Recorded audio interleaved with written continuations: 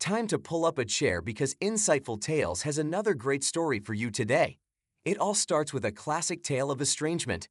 Our bride barely knows her dad, thanks to a messy divorce and a stepmom who's about as welcoming as a cactus in a desert. Today, the bride pops the question, will dad walk her down the aisle? Drum roll, please. My dad, 55, won't walk me down the aisle, 30, female, and I want to know if I should uninvite him from the wedding. I, 30, female, am getting married in about a month to my best friend, 35, male. I did not grow up knowing my dad, 55, very well, as he and my mom divorced when I was an infant. He remarried and had several kids with his new wife, who hates my very existence. There were a lot of hurtful things done when I was growing up, like not being allowed in her house when I visited, that led me to be estranged from my father. He never really made much of an effort, but after I turned 18, I completely cut him off for my mental health and stopped answering the few calls he attempted. He tried to get in contact every once in a while over the years, but I honestly just ignored him. I was hurt and angry. About a year ago, I got back in contact with some extended family on his side, and we have been forging a good bond. I invited them all to our wedding, and they have been amazing. Eventually, I started speaking with my dad as well. Back around Christmas, it was tense at first, but I decided to give him a chance. We have slowly been getting a semblance of a relationship back, and I saw him in person with my fiancé a couple of months ago. His wife is not pleased at all, and apparently, his kids, my half-siblings, all adults, are also upset about it. I think there were threats of divorce, but my dad still decided to go to my wedding. After a ton of thought, I asked my dad if he wanted to walk me down the aisle, as I had been hopeful for a better relationship, but he turned me down. I wouldn't be as upset if he gave a generic excuse, but he told me his wife and other daughter requested he does not walk me down the aisle, as that is reserved for his other daughter and not me. I am super hurt and not even sure what to reply to that with. He offered to stand at the front and give me away instead, but that isn't what I want. My fiancé thinks we should uninvite him and move on, but I'm not sure if that is the best course of action.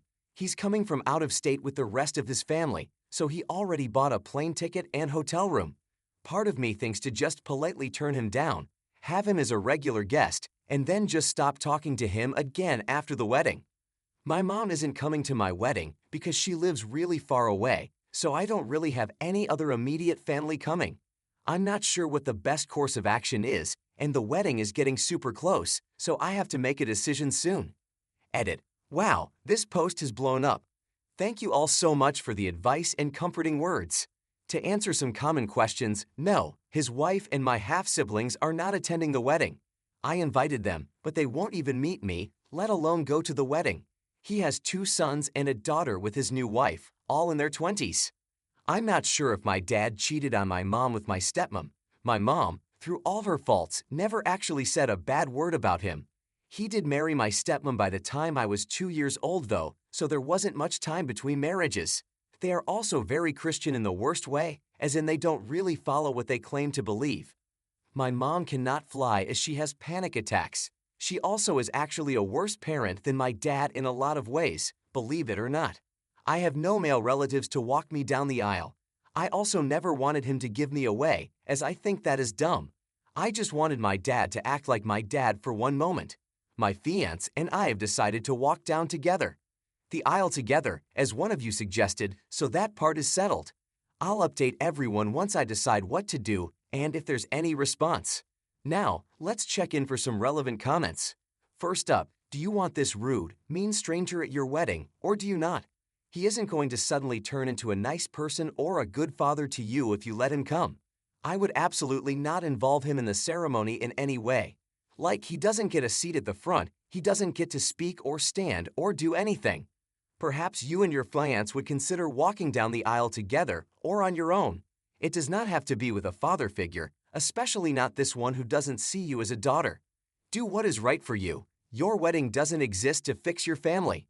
Someone else chimed in, yes, all of this, OP. I'd hate for you to look at the wedding photos 10 years down the road and be sad because this POS isn't photos with you. You're a gem for wanting to try and make things work, and he's a dick and an idiot for making little to no effort. Op replies, that is a great point about the pictures. That is my most important thing for the wedding, so having him in a ton of pictures will just make me sad when I look back. The next comment says, "Hey, OP. I don't have any great words of wisdom for you other than to say that it sucks and to send you a big dad hug. It's what your dad should be giving you as he walks down the aisle. But in its absence, please accept a hug from a random internet dad who is proud of you and wishes you a wonderful wedding day. Also, it's not your responsibility that your dad has bought a plane ticket and hotel room. Kids of emotionally unavailable parents spend all their time trying to look after their parents' emotional needs in the hopes that their parents might eventually see them and love them. You don't need to look after your dad anymore. He made his choice. Listen to your fiance. It's not now, and it has never been okay for your dad to hurt you. He made his choice to appease his wife rather than be fully with you on your big day. It's okay for you to make your choice to have your wedding without him. It might feel like it would be nice to have an immediate family at your wedding, but having him there would most likely just be a reminder of the love and support you needed and deserve as a child and that you never received." Op replies, "Thank you so much, Internet Dad. I needed to hear this. My mom isn't much better, but I gave up hope with her a long time ago. Seems like I need to give up hope with my dad as well. On the bright side, my aunt and her family are amazing people, so they will be great at the wedding regardless. Since when can you only walk one daughter down the aisle? So if you have 5 daughters, sorry, I have to pick my favorite one. Sucks to be the other 4 daughters. All jokes aside, this is heartbreaking. Ultimately, the decision rests with you and your fiancé, and it's essential to prioritize your own well-being and emotional health. It's admirable that you're considering extending an invitation to your father despite his refusal to fulfill this traditional role. However, it's crucial to weigh the potential impact on your happiness and comfort. If having him present will detract from your joy on your special day, it's entirely valid to reconsider his attendance. Remember, your wedding day should be a celebration of love and unity surrounded by those who genuinely care for you and uplift your spirits, whether your father is physically present or not. What matters most is that you feel supported and cherished by those who surround you. Update 4 months later, on February 21st, 2024. Hello everyone, just wanted to start by saying thank you so much for your kind words and advice on my original post. It made me feel so much better. We had an amazing wedding and honeymoon. Everything went well. My husband wants to thank everyone who said some form of listen to your fiancé. I'll start with what happened right after my 30, female, last post. I did uninvite my dad, 50, male, from my wedding. The whole interaction was too hurtful to let go of. Before telling him I was uninviting him, I spoke with my aunt, his sister Sandy, 50s, female, who was furious at her brother for what he said to me. She has been such a great support to me and my husband, which has been amazing. Honestly, after I sent my dad an email detailing how hurtful he had been and that he was uninvited, Sandy called him and yelled at him for being a jerk. He replied to my email with a bunch of nonsense deflection about how he has to make sure both sides are happy. But apparently, he told Sandy, not me, that he was sorry and that it was a miscommunication. He claims to Sandy that he is only trying to negotiate with me and that he would have walked me down the aisle if that was what I wanted. I highly doubt that. My mother-in-law, who is extremely conservative and religious, actually said my dad needed to grow some balls, which shocked everyone. I replied to him that I stood firm in my decision to uninvite him and not to contact me again until after the wedding. But if he did contact me at all, it better be with the understanding that he needs to be present in my life the same way he is with his other kids, otherwise, not reach out again. Around this time, right before the wedding, I called my mom and asked her about what happened with her and my dad when I was a baby because she never talked about it with me growing up. Unlike my dad and stepmom, my mom never once said anything bad about him to me. She was always neutral and positive about him, which I have since thanked her for, as it let me come to my conclusions about what a deadbeat he is. My mom and I had a good cry about everything, and she let me know how abusive and awful my dad was to her when I was a baby after they split up. I also found out that he married his new wife when I was less than a year old, which is insane considering my parents were still 100% together the day I was born. Sandy swears up and down that she introduced my dad and stepmom to each other after my parents split, as they, stepmom and Sandy, were classmates in college. I don't care at this point. It is just interesting to see how no one has a clear idea of what happened. My thought is that they were cheating and then used Sandy to introduce them to cover up their behavior. Keep in mind they are all very Christian, even though they don't follow any of their religious teachings. I didn't hear anything from my dad during the wedding, and Sandy and her family still came. We all had a blast, and everyone was so happy for us. The pictures turned out great, and there isn't anyone in them that I wish I could Photoshop out, so I knew uninviting my dad ended up being the best decision we could make. I talked to Sandy about my dad over the holidays, and she said that he and his wife's kids were refusing to go to any family dinners or parties because they were upset that everyone else talked to me. I have been in regular contact with Sandy, my Uncle Jerry, and all of their kids, which makes my stepmom feel betrayed. Sandy is pissed at her because they used to be friends but never understood what her issue was with me. I found out my stepmom treated me like crap the second she had her first kid when I was still a toddler, which probably doesn't surprise anyone. I didn't hear from my dad all through December, but finally, in late January, I got a random email from him. He sent a long email blaming me for him not being in my life, telling me his wife and kids are more important, but that we need to still be in each other's lives.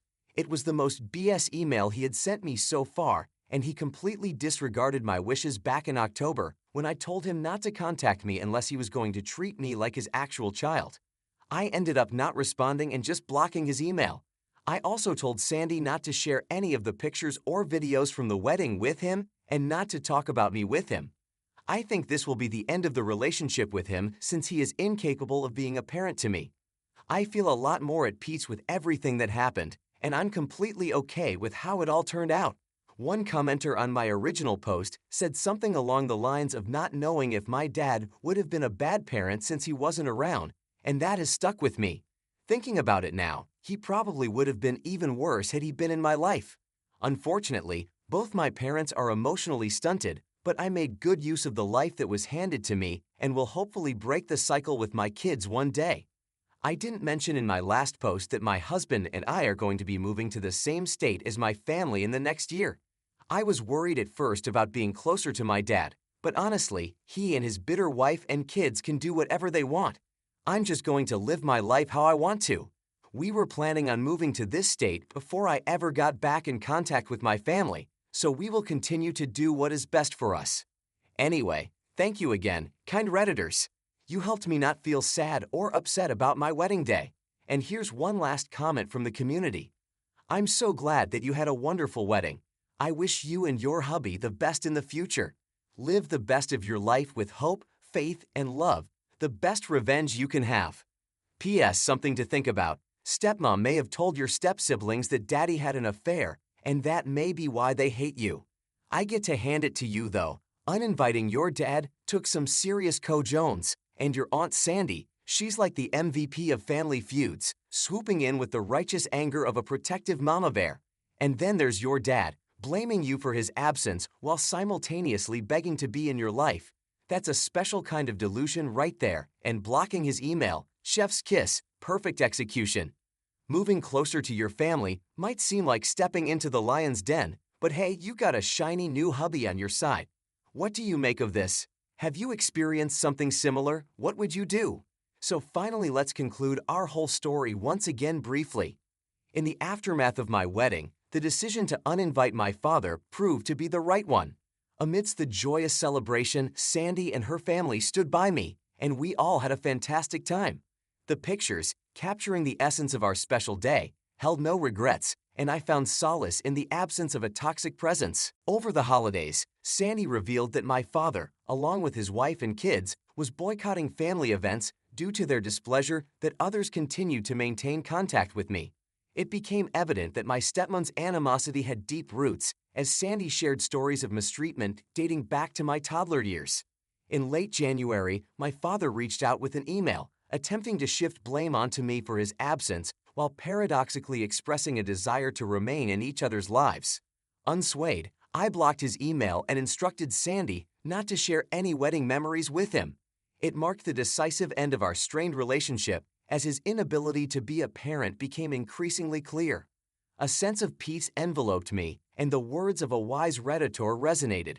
Perhaps my father would have been an even worse parent had he been around. Acknowledging my emotionally stunted parents, I felt empowered to break the cycle for the sake of my future children. Looking forward, my husband and I are set to move to the same state as my family.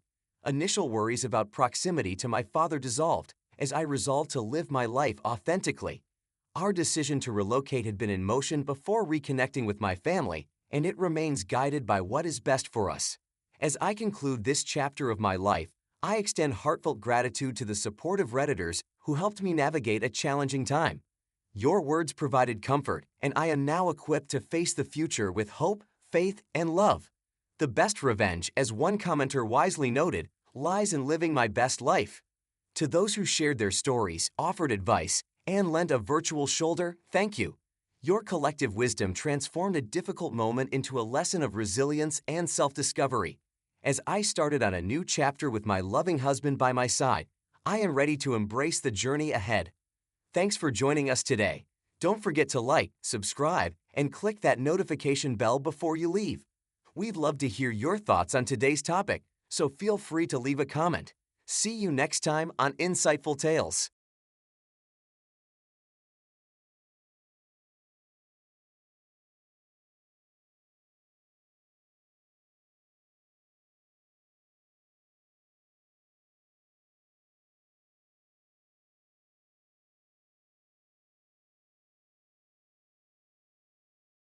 Alright, everyone's presentations are done. Nick, the manager, said as he tried to move the discussion forward. Excuse me, I haven't. I recently found out something. Nick interrupted me and began to speak. There's apparently someone in this department who didn't graduate high school and is just a part-timer. Meetings should be for employees only. Absolutely right. His lackey, Mike, of course, agreed with Nick. I'm leaving. After leaving the meeting room, I started to shut down my computer. I noticed that an email had arrived, not in my personal inbox, but in the company's shared email. Thinking, there's no point in speaking up, no one will listen, I went home quietly. The next day, I heard a commotion from Nick's desk. He was staring at his computer screen, his face pale. Nick! Is something wrong? Mike looked at the screen with him. And he turned even paler than Nick. Why is he so angry? Knowing the reason for Mike's distress, I thought to myself, serves them right. My name is Adam. My mother passed away when I was in the 9th grade, and I was raised by my father. Well, you could hardly call it being raised. After my mother passed, my father changed. He drowned his sorrows in alcohol, and though he still went to work, he squandered our living expenses on horse racing. Because of that, I had to start working part-time as soon as I entered high school. Every month, I went to the convenience store with bills in hand that couldn't be auto-deducted from my father's account. Even though I endured it because I didn't want to be alone, I reached my limit in my second year of high school and dropped out. I found a live-in job at a distant inn. Thank you for everything.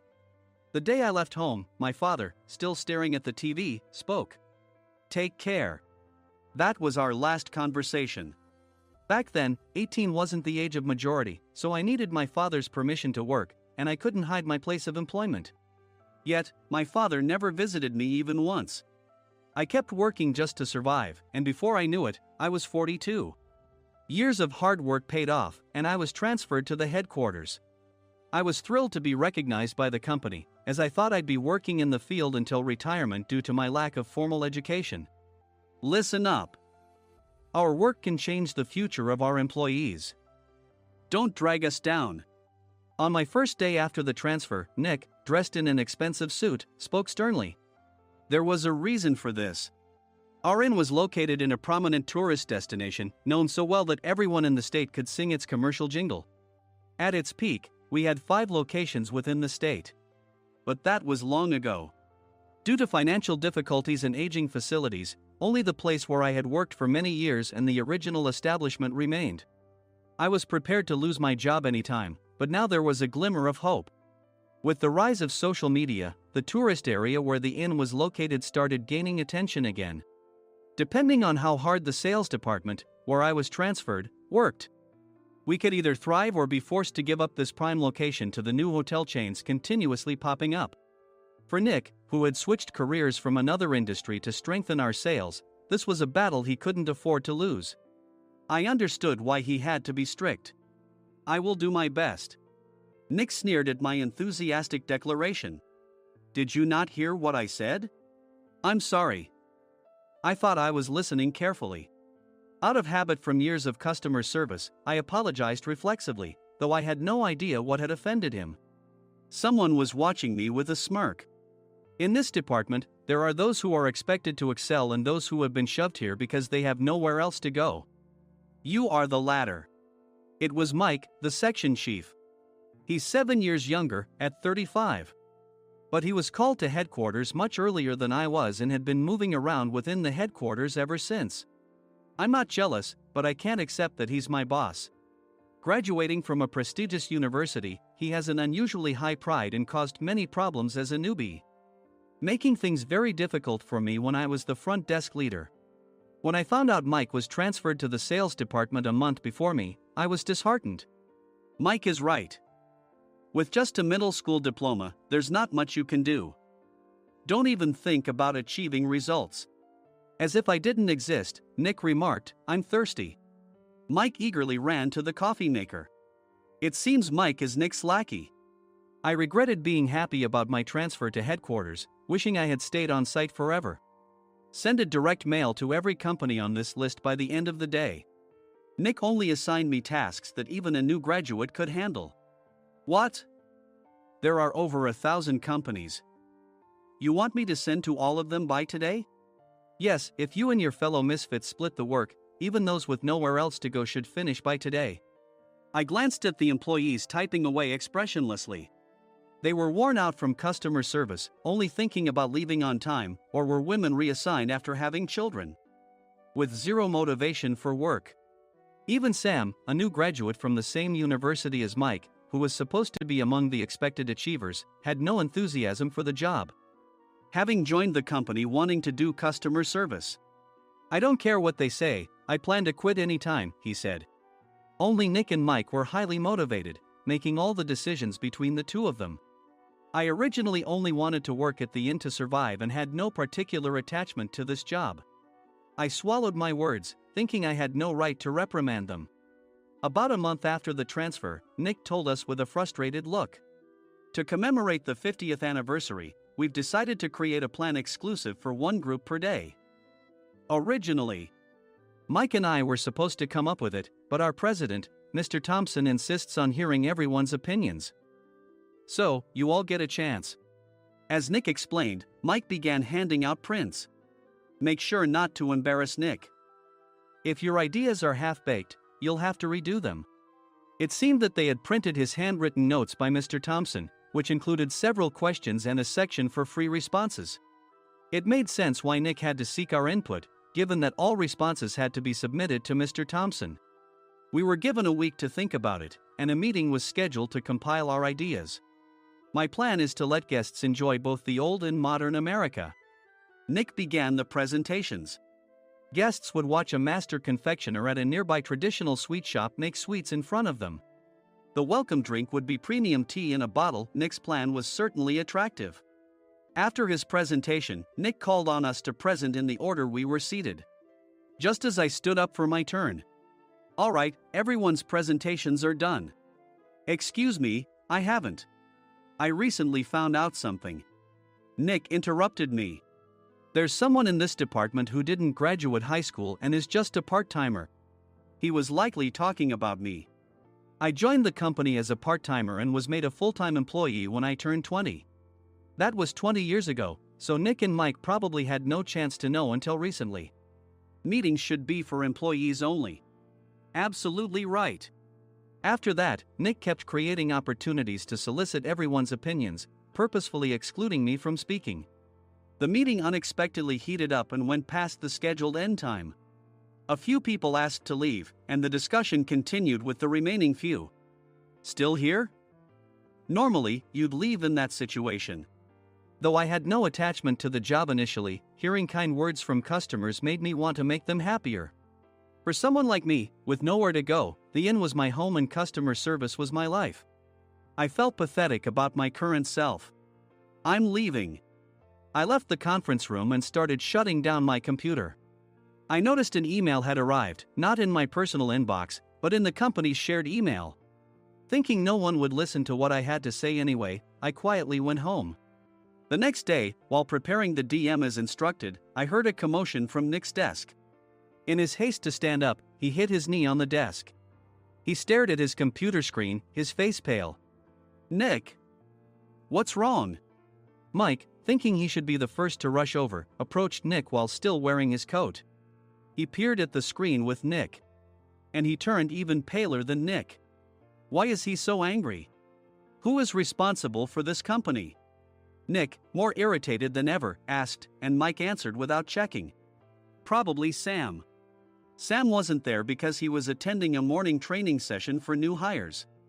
Nick gave up on getting angry and returned his gaze to the screen. They were looking at an email that arrived right after the end of the working day yesterday. Apparently, no one, including me, had checked it before leaving. The email was from a large company that used us for their annual employee trips. The president and executives of that company also frequently used our services personally. President of the company, Mr. Mason himself, had declared that neither he nor his company would ever use our services again. Well, some companies cancel their employee trips or stop using our services due to financial struggles. Let's just move on. Mike kept wiping the sweat from his forehead with a handkerchief. Knowing why Mike was so agitated, I quietly watched their interaction. Do you know how much revenue we get from that company? We can find other guests to fill the rooms, but we'll lose the banquet costs, gift shop revenue, rental car fees, and more. Moreover, the gifts were supposed to be prepared by the traditional confectionery shop involved in Nick's proposed plan. If it's known that we incurred such a huge loss at this critical time, Nick's position in the company would be jeopardized. Nick took a deep breath, seemingly trying to calm himself. All right, Mike. Go to New York right now and apologize to Mr. Mason. What? You're coming with me, right? I have urgent work to do. I trust you, which is why I'm entrusting this to you. Please. Mike, believing Nick's sincerity, agreed with a determined look on his face, saying, yes. That's Nick for you. Even if Mike went to apologize, Nick would shift all the blame onto him if the client didn't change their mind. Well, it was Mike's fault to begin with, so it served him right. About 3 hours later, Sam answered a call from somewhere and repeatedly apologized, saying, I'm very sorry. Everyone watched to see what was happening. After ending the call, he informed Nick with a weary tone. When Mike arrived at the client's company, he only made things worse, further infuriating Mr. Mason. He was demanding, get his boss here immediately. It was no wonder Sam was exhausted, dealing with such a call right after returning from training.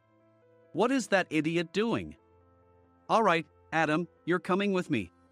If sacrificing Mike didn't work, then I must be next. Normally, I'd want to refuse at all costs, but I saw an opportunity in this situation. If I can be of assistance, I'd be happy to join you. I immediately followed Nick, and we flew to New York. When we introduced ourselves at the reception, it became clear how serious the situation was, as the receptionist personally escorted us to the president's office. Angry voices leaked through the door, making both Nick and me uneasy. Excuse me. I'm Nick, the supervisor. I understand my subordinate has caused you trouble, and I deeply apologize. Nick, with his experience in the corporate world, knew enough to offer an apology before excuses. However, his customer service skills left much to be desired. I sighed as I saw Mike trembling like a small dog in the corner of the room. What kind of training are you giving your subordinates? Mr. Mason glared at Nick with a red face. The intensity of his gaze made even Nick take a step back. Regrettably, I joined this company only 2 years ago and was unaware of Mike's issues. I should have identified his shortcomings sooner. Indeed. I should have realized sooner. No sensible person would come to apologize and then give a lengthy presentation on the drawbacks of not using their in. Nick froze, his mouth slightly open. Suspecting the worst, I picked up the documents that had fallen to the floor. It seemed Mike hastily prepared these documents on the plane, listing the disadvantages. Disadvantage 1, if you change the venue for the company trip, employees might suspect it's for cost-cutting reasons. leading to a negative impression. Reading it aloud half-jokingly, Nick snatched the papers from my hand and checked the contents with a furious expression. Among the stack of documents was a receipt from a nearby convenience store's copy machine. I felt a pang of dread, hoping he hadn't shown the receipt as well. What do you think he said when I asked what kind of nerve he had to do this? I'm very sorry. Faced with the dire situation, Nick must have thought there was nothing left to do but apologize. In a voice smaller than I'd ever heard from him, he uttered words of apology. He said, "I'm a Harvard graduate. I don't believe I said anything wrong." Mike! What have you done? Forgetting his plan to pin the blame on Mike, Nick yelled loudly, even in front of Mr. Mason. "I didn't do anything wrong." "You're still saying that? Look at him." Mike pointed at me with a shaking hand. "I was assigned to headquarters in my 20s and now I'm a section chief. This guy only made it to headquarters at 42. Everything I've done proves I was right. So why are we losing the contract?" Having said his piece, Mike collapsed to the floor. "Of course. You were sent there because you had nowhere else to go." Mike never expected to hear such words from someone he looked down upon. He lunged at me, and Nick hurriedly stepped in to stop him. "Mr. Thompson told me Mike is a quick thinker, and to take good care of him." There's no way he was pushed aside. "Don't make things worse here. He didn't say quick thinker, he said only quick-witted, didn't he?" I don't remember that part." I recalled the many troubles Mike caused when he was a newbie. When Mike was on the front line, his pride was so high that he never apologized to customers. Customer service, especially in our job, doesn't work alone. It brings both good and bad situations. If the front staff or housekeepers made mistakes, or the cleaning company didn't properly clean a room, one had to apologize to the customers regardless of personal fault. Mike, in such situations, would never apologize, insisting he wasn't at fault. This often angered customers, and as the front desk leader, I frequently had to apologize on his behalf. He caused complaints and disrupted operations, which is why he was quickly moved to headquarters. In departments where he didn't interact directly with customers, his quick thinking was beneficial and things went well. But it seemed his flaws were starting to show. Corporate reservations are supposed to be entered into the system by the sales representative. But a quick check yesterday revealed that more than 10 items were missing from the client's reservation. The handover document clearly stated what needed to be prepared. Why didn't you enter it into the system? Why do we have to give them special treatment? Filling rooms near the banquet hall, setting up all the food in advance. Specifying the brand of wine, they're too demanding. No wonder he always angered customers, I thought, feeling a headache coming on. Grouping them in rooms near the banquet hall is for our benefit too. It makes it easier for the staff to set up beds and serve breakfast since everyone's schedule is synchronized. As for the other requests, Mr. Mason suggested them to lighten our load. I didn't know that. Nick finally seemed to realize that Mike was the one who had angered the client. What did you say to them? I just told them we wouldn't give them special treatment anymore. We shouldn't waste effort on things that don't bring in money. I was utterly exasperated at his lack of understanding of customer service. Of course, we shouldn't comply with unreasonable demands. But carrying over successful practices from past stays makes customers feel remembered and enhances their experience. Good memories encourage repeat visits. That's part of our job. I looked down at Mike, who was sitting on the floor. In our job, nothing is a waste. Mr. Thompson likely moved you to the sales department, hoping you'd finally understand this. How do you think he feels now that you failed to meet his expectations? Mike, tears in his eyes, fled the president's office. I was amazed he still hadn't apologized. You have it tough, Adam. It's okay, we're all employees of the same company. I deeply apologize for this disrespectful incident. Especially after all the care you've shown us. If it weren't for you, Adam, I really would have stopped staying here. When I heard you were moving to the sales department, I was willing to reconsider if you handled it. Seeing us talk so amicably, Nick's face contorted. Do you two know each other? Adam's service is excellent. I always requested him specifically. Normally, we don't accept specific staff requests, but we made an exception for Mr. Mason, adjusting my shifts accordingly. He had personally stayed at our hotel just before my transfer, and during casual conversation, I mentioned, "I'm moving to the sales department soon." If I hadn't told him then, things could have been much worse. "Please continue to take care of us. I look forward to it." On the return flight, Nick awkwardly offered me a can of beer. It's still working hours. Of course, I had no intention of forgiving him for a single beer. Nick might try to pin everything on Mike and avoid any consequences. While pondering this, a startling fact came to light. "Nick, the tea bottles for the plan have arrived." I handed Nick a bottle labeled with our inn's name. "They look good." "What are you talking about?" "These are plastic bottles. I had assumed we would use the trendy, high-end bottling tea. But what arrived were ordinary plastic bottles of tea with customized labels. The only unique aspect was the label, which had the inn's name, making it look customized. Upon further investigation, I discovered that a substantial amount of money was set to be paid to the tea company. It was priced like bottling tea.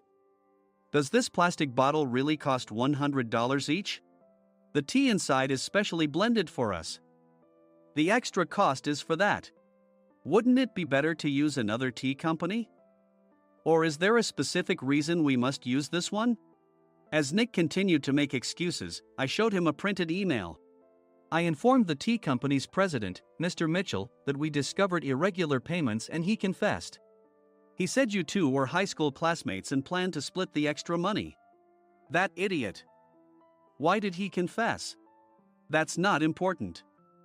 You should worry about yourself. This could turn into a police matter. Opening the bottle cap, I suggested. How about calming down with this tea? It supposedly has a relaxing effect. Nick drank the tea frantically. In the following days, decisions were made about their fates. Mike was reassigned to the General Affairs Department, with no chance of transfer or promotion, as per Mr. Thompson's orders.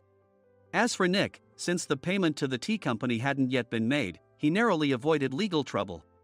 Instead, he was encouraged to leave the company, and to avoid further complications, Nick submitted his resignation. Rumor has it that connections between HR departments have made it difficult for him to find new employment. Even though it was good to have those two gone, something unexpected happened in the sales department. Everyone became motivated and united in refining the 50th anniversary plan. In the end, my plan was adopted. We collaborated with the Tourist Information Center to provide personalized guides. The plan, tailored to the number of guests, was truly special for the 50th anniversary. "Hey, is Adam's family coming to stay?" I immediately booked that special plan for my family. Sam noticed it on the reservation list and quickly picked up on it. "Yes, I'm inviting my father." "That's great. I might invite my parents too." I lacked the courage to face my father just as Adam. But here, with the confidence Mr. Mason praised, I felt ready. The 50th anniversary plan was a perfect opportunity to reconnect with my father. I hoped to bring back the days when we could laugh together as we once did.